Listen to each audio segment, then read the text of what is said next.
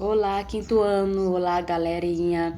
Hoje iremos falar sobre grupos organizados e agricultura. Aula de História, no capítulo 2, página 18. Na aula passada, falamos sobre fixação dos grupos humanos. Trabalhamos o período paleolítico, que é a idade da pedra lascada, o período neolítico, que é a idade da pedra polida, e também a idade dos metais. E hoje nós iremos trabalhar sobre os grupos organizados e agricultura. Antes de começarmos a leitura da página 18, vamos falar sobre a pintura rupestre. O que é pintura rupestre? Observe aí na página 18 a imagem. E aí nós iremos falar um pouco para você sobre o que é a pintura rupestre. Rupestre vem do francês, uma palavra francesa. O termo designa gravação, traçado e pintura sobre o suporte rochoso.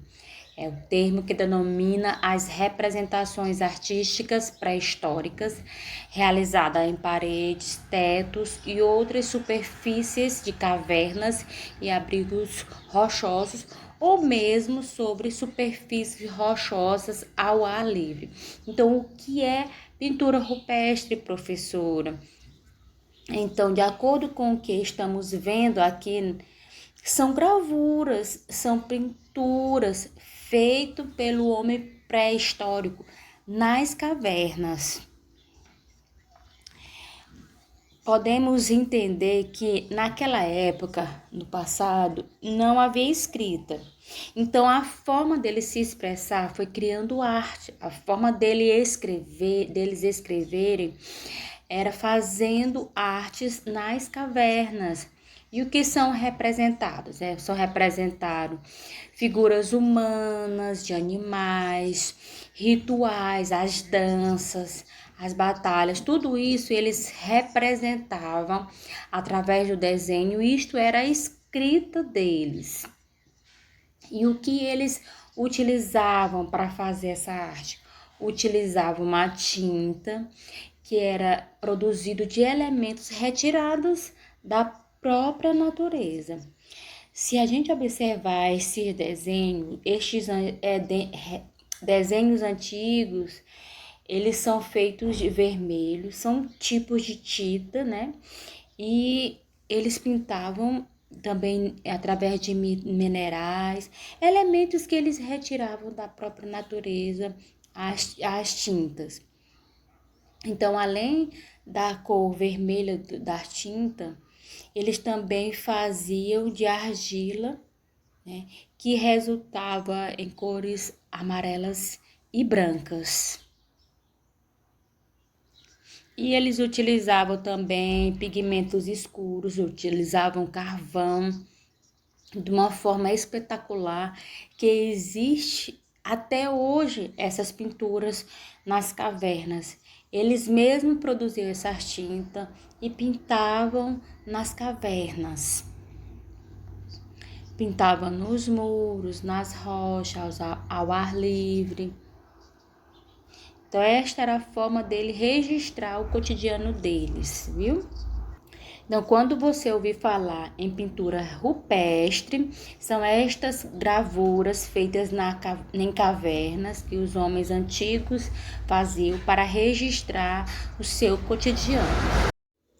Grupos organizados e agricultura. O desenvolvimento da agricultura gerou uma série de mudanças na organização dos grupos humanos.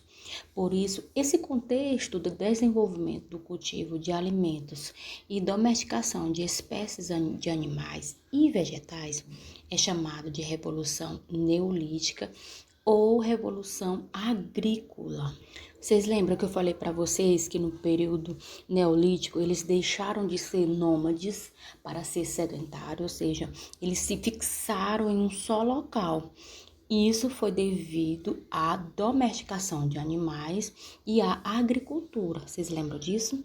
Então, aqui está acontecendo esta revolução neolítica ou revolução agrícola.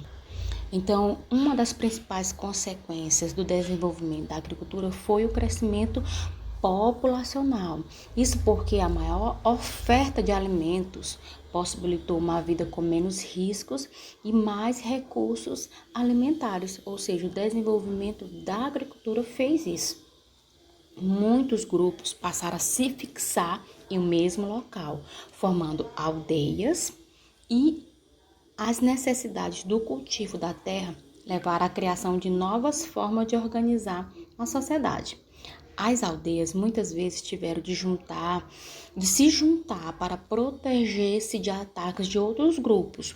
Grupos maiores favoreciam também a organização da produção de alimentos, pois dividiam entre si as atividades relacionadas à caça, à pesca, ao pastoreio ou ao cultivo da terra. O que é isso? Essas pequenas aldeias foram então se organizando, foram se estruturando, tudo isso por causa do desenvolvimento da agricultura. Essas mudanças, elas estimularam novas formas de organização política, foram estabelecidas liderança nos grupos, exercidas por pessoas específicas ou por alguns setores que se impunham sobre os demais, criando-se assim posições políticas e sociais definidas para cada membro do grupo. Então, aqui na página 18, o que é que a gente resume? Nós temos a Revolução Neolítica ou Revolução Agrícola, nós temos o crescimento populacional justamente por causa da criação da agricultura.